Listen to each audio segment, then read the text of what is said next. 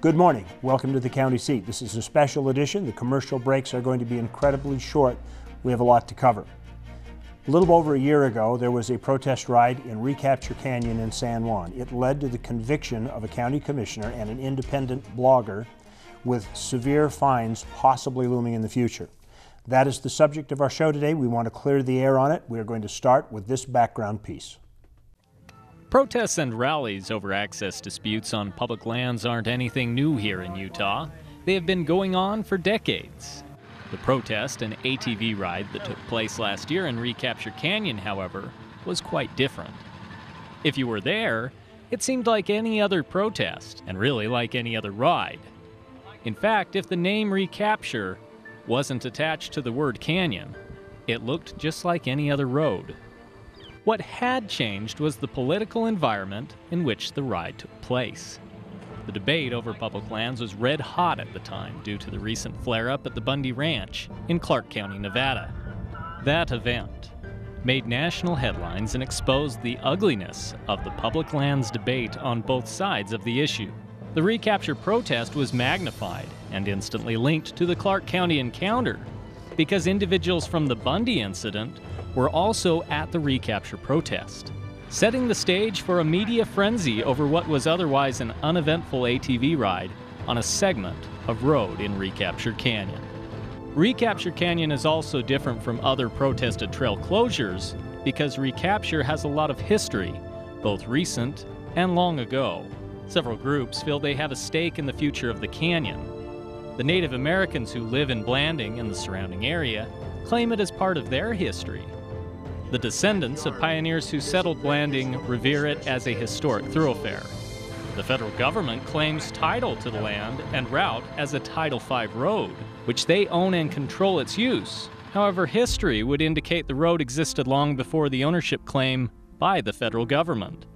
Journal entries going back to the late 1800s document the road that was built in the canyon as an access between Bluff and Monticello. Passage of the Federal Lands Policy Management Act, which attempted to define title and authority of the land, seemed to make no difference to the use and access of the road. It wasn't until 2005 that the validity of the road came under fire from outside environmental groups after two men made improvements to that road. This eventually led to the BLM taking action in 2007, ordering a temporary emergency closure of Recapture Canyon to motorized use. This was done in order to analyze the issue on the ground. We've been doing a lot of work back and forth and trying to come up with A, what is the best route, and B, is it appropriate for us to access a route through this location? And if we do access a route through the location, how can we accurately protect the historical sites which are there, as well as not cause further erosion? The problem being that under the BLM's own guidelines, an emergency closure should last no more than 2 years. 7 years later, locals were still unable to get the BLM to come to some resolution about the status of the canyon, prompting fears that the closure would become permanent.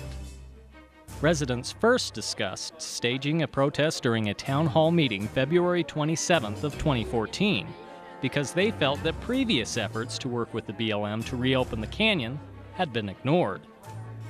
This began a timeline of events that involved elected officials, offices, and agencies at the federal, state, and local levels, and culminated with the planned protest ride.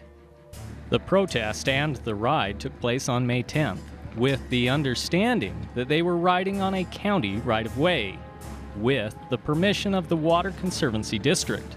The district owns the pipeline that also runs through the canyon. It kind of hits at the root of the issue. You know, we're not lawless, protesting people. We are looking for information. We're looking for answers to questions that have gone unanswered for way, way too long. After the event, Commissioner Phil Lyman, Monte Wells, Shane Marian, and Trent Holliday were indicted on charges of operating an OHV on public lands closed to motorized use and the conspiracy to do so. On May 1st of this year, Phil Lyman and Monte Wells were found guilty on both counts. For the county seat, I'm Derek Dowsett.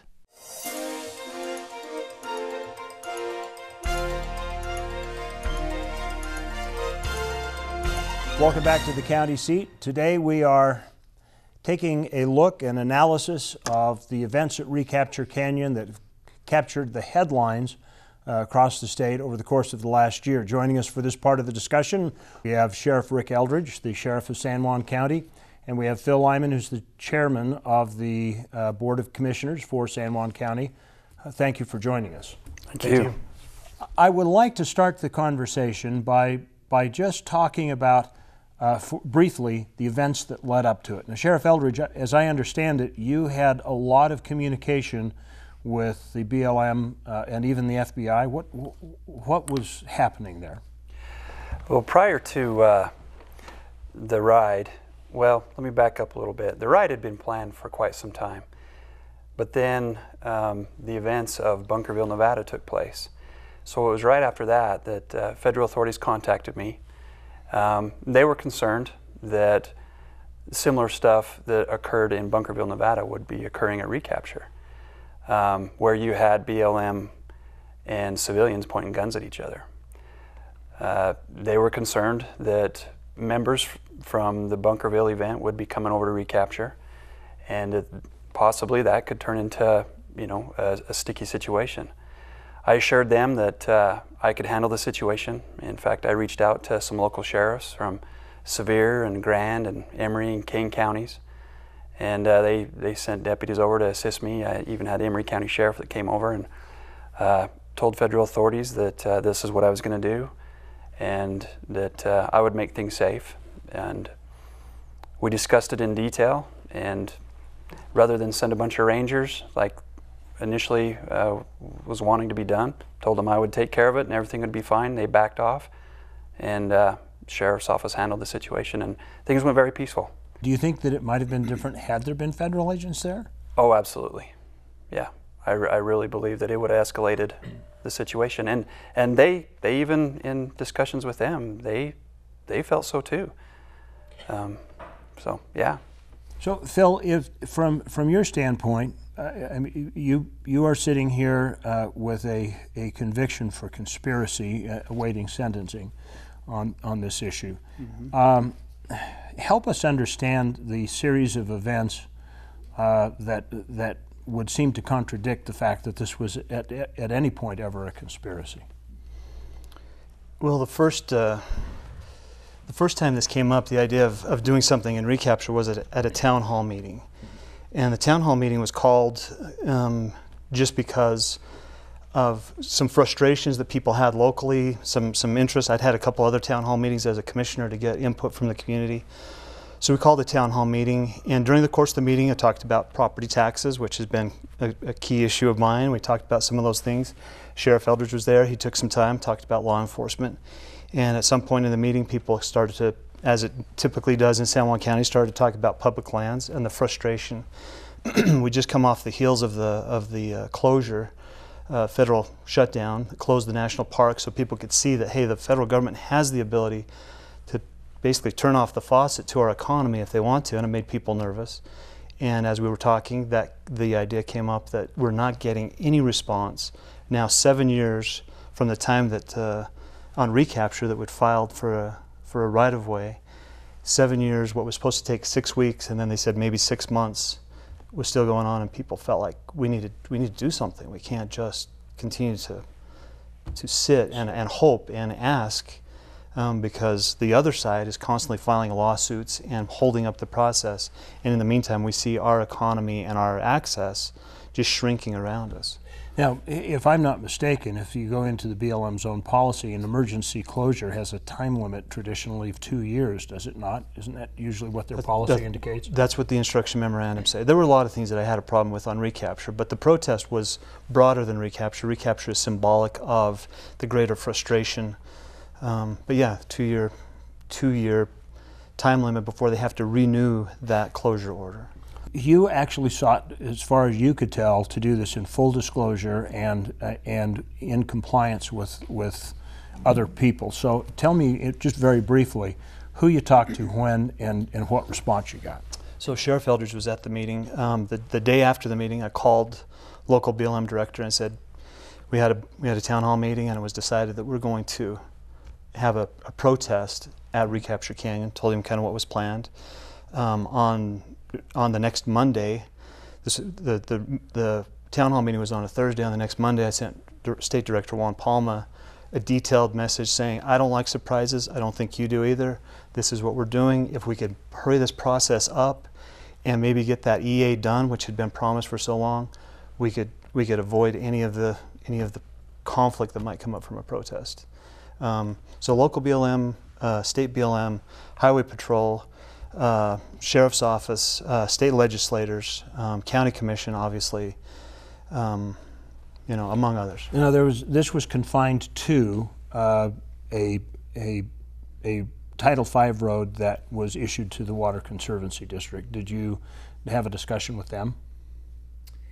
Yeah, a representative from the Conservancy District was also at the town hall meeting, and following the meeting I said, are you okay with us using that pipeline road? And he said, yeah, we're good with that. I'll make sure it's opened. And he did, went down, made sure the gates were opened, make sure that we had access. Also had a conversation with Juan Palma about those plans, which from our conversation felt like I had at least an agreement as to what we were going to do, what we were not going to do. Let him know that beyond the end of that road that I didn't expect anybody to go, and he felt like that would be, in his words, wonderful to ride or to walk down in the canyon. Well, I think we have kind of a basis of the series of events that led up to this and the conditions and assumptions that were being done. I just want to make one point clear. Your ride and your instruction to people was to stay within the right-of-way on the Title V road that had been issued to the county through the Water Conservancy District. You know, it became more defined the closer it got. That's why I say in a protest, you try to organize things as well as you can. Initially, the protest was to ride recapture. Now that has a lot of definitions. At one point, we talked about going south of the closure area, but as it came closer to the point, by the 1st of May, that was the decision of everyone that was involved in helping to organize it. That was the decision working with the BLM is that. And you said that on the ground that morning. Said that on the ground, encouraged people to stay on the county road. Actually encouraged people not to even go down because of all the media that was there, and you could just see the hype and everything that was happening. But there was some pretty strong sentiment that we need to at least have the protest that we started, and that was to stay on the county road. Good. That gives us a setting for continue the conversation. We will be back. We will be joined by State Representative Mike Noel and former County Commissioner from Kanab, Mark Habishaw, who has been in a road closure situation and protest rides in his history during his tenure there. We'll add that dimension to this discussion when we come back on the County Seat. Stay with us.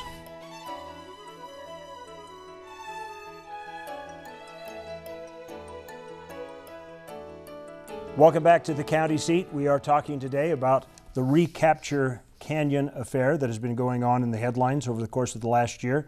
We have some of the participants from this event. Joining us for our panel discussion are people with experience in another similar protest, although very different in some ways. Former Kane County Commissioner Mark Habishaw. Thank you, Mark, for making your way up here. It's good to see you out of retirement for a short period of time. And State Representative Mike Noel, who represents both Kane County and San Juan County within his district. Mike, thank you for taking the time. What's the difference? You guys had a protest ride, which we, as one of our TV shows, actually covered and advance promoted, but there were no conspiracy charges, there were no arrests, none of that took place. What is the difference between the two situations? It's significant, I think, to consider the shift in the paradigm of federal law enforcement and prosecution relating to public lands issues that relate to counties. When we took our actions, and they weren't just the protest ride in the Paria Canyon, it started with Kane County's removal of federal signs from Kane County roads. That actually went before a grand jury, but it was fairly handled by the federal prosecutor. We also placed signs counter to federal signs alongside them on the roads at a later date. And when the Paria Canyon protest occurred, myself and the other commissioners were under a federal injunction by federal Judge Tina Campbell not to take any action on federal roads. Without quiet title adjudication. And so we didn't take an active part on that protest, but citizens did. And as I understand it, about 500 citizens drove up the Paria Canyon on ATVs, Jeeps, etc., motorcycles. And there was federal law enforcement present. They took pictures, they took license numbers down. And technically the Paria Canyon under federal planning was closed at that time, but it was an unenforced closure. They had announced an imminent date that it would be an enforced closure within about a week or so of the protest ride. Yeah, but still, there was no federal prosecution of those activities.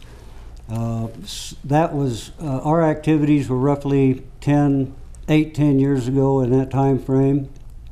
And at that time, it's important to consider that BLM law enforcement, for the most part, operated under a contract with the sheriff's office to do enforcement on federally managed lands within a county. That no longer exists. They've since hired an increasing number of federal law enforcement officers on the ground to do their own law enforcement. They've become increasingly aggressive in their enforcement actions, and in addition to that, federal prosecutors have become increasingly aggressive in prosecution. And I think the main cause for that is our actions occurred under the Republican administration, under the Bush administration for the most part, or the early Obama administration. But in the later Obama administration, the aggression of federal actions on publicly managed lands has significantly increased. And there's been an effort to target people that speak a protest action counter to BLM's goals. And I think that's what we see in San Juan County. All right, well, Phil, let's look at it from your perspective. You were not operating necessarily on a closed road, so what was different about your case? Well, one of the things that I think is really important on ours is that we were talking about a county road and an existing county road. There is a trail at the end of that county road, and the discussions leading up to the event were kind of scaling it back to the point where we said we're just going to stay on this right-of-way, on this county road. It goes into the closure area, but it does not leave the existing right-of-way that's used all the time. Even today, you can take a backhoe down there, track hoe down here, heavy equipment. You've got an active mining permit on that road, and a lot of activity there. So that's where the protest took place. You talked a little bit about, county seat getting involved in the Paria River. Here we had a local reporter who was also involved, wanted to promote this, wanted to be a part of it, wanted to report on it. Monte Wells, a degree in anthropology and archaeology, a history with law enforcement, military, border patrol, an upstanding citizen, search and rescue, an outstanding person who his only charge for conspiracy was that he was helping to get the word out along with multiple other news outlets. And so the conspiracy part of this is the part that just kind of blindsided me completely. I knew that we were taking a controversial position, or at least I'll say an evocative position with the BLM. We wanted to get a response from them. When they proved that they were not going to follow through and finish up their studies in time, we scaled that way back to say, okay, we're at least going to have a protest. Okay. Do you guys think that this is excessive, what they're talking about finding him with? Yeah, I think, Chad, it's way beyond the pale to charge a county commissioner, elected official, and it's a misdemeanor with the fines and the type of aggressive action that took place. They're talking about $305,000 worth of archaeological damage on a one-day ride down an existing road that has a Title V right-of-way on it, which means there's previous NEPA compliance. Met all those requirements. Title V road goes down along the pipeline, a 27-inch pipeline buried in the road, 4 to 5 feet deep in the road, which you have to take all the materials out, put the materials back to cover it. This is the road that they went on.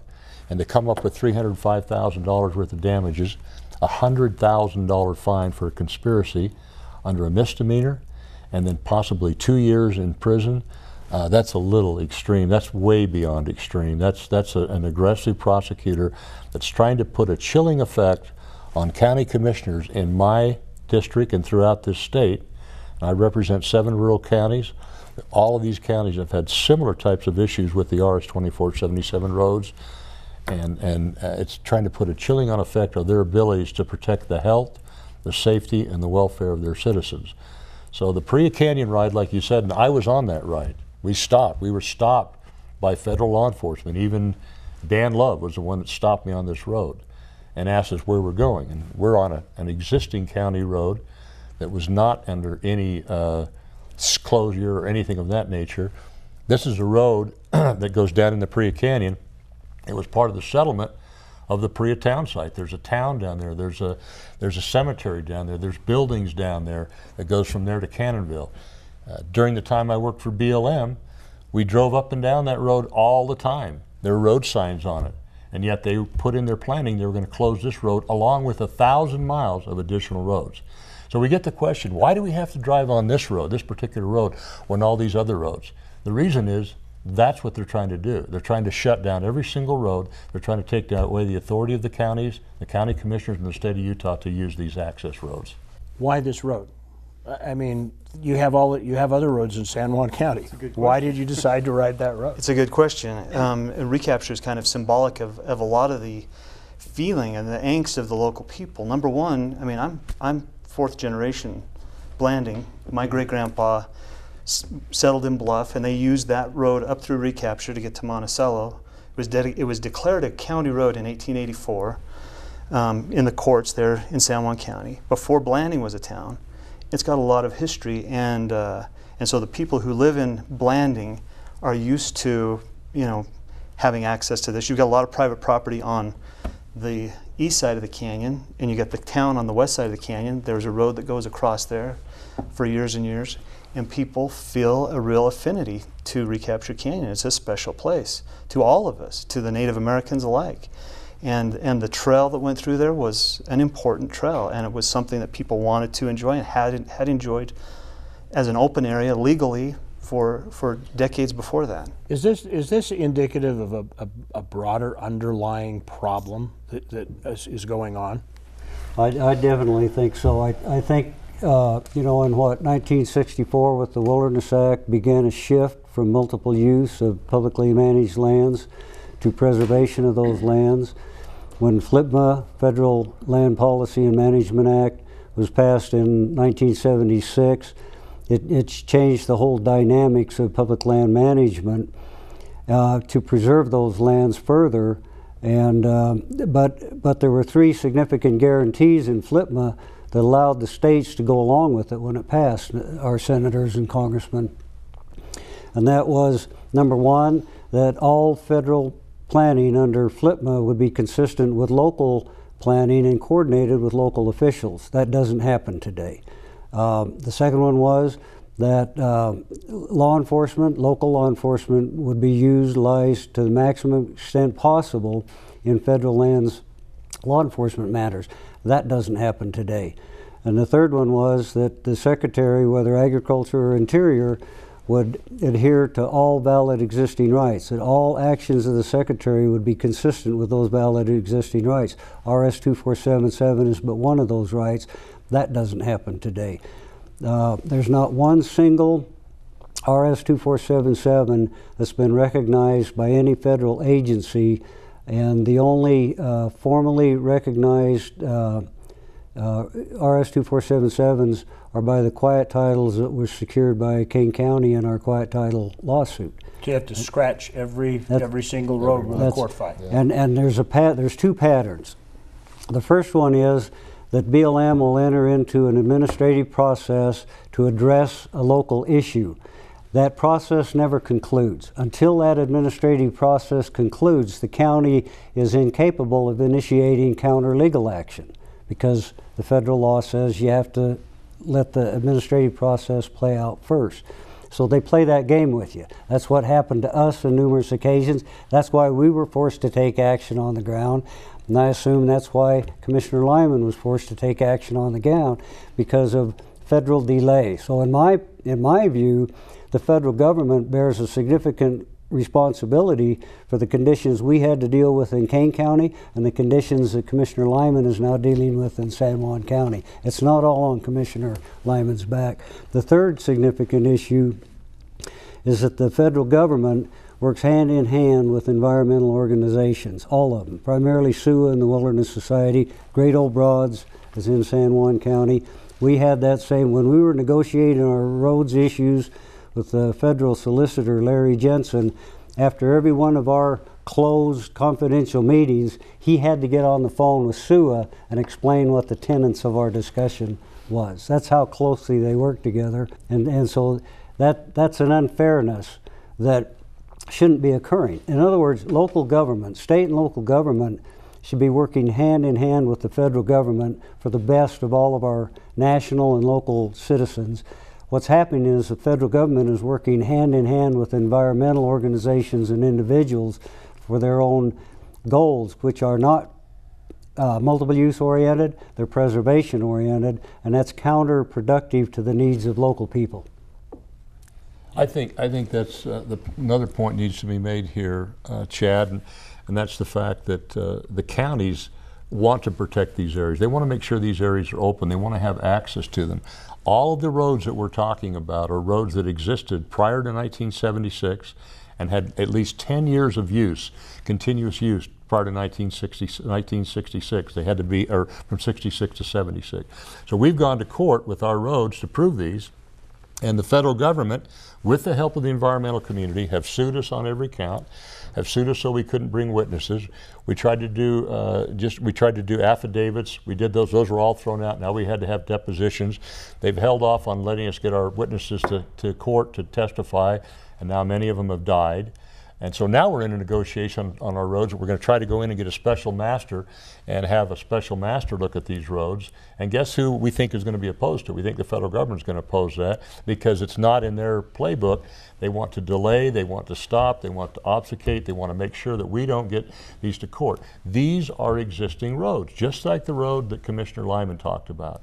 And so now they've upped the ante by saying, if you drive on a road, if you have any kind of a rally, any kind of a support, we're going to not fine you a normal $100 or $200 fines for driving on a road that's closed. We're going to fine you $100,000, put you in prison for 2 years, and charge you for all the archaeological damage that supposedly occurred on these roads.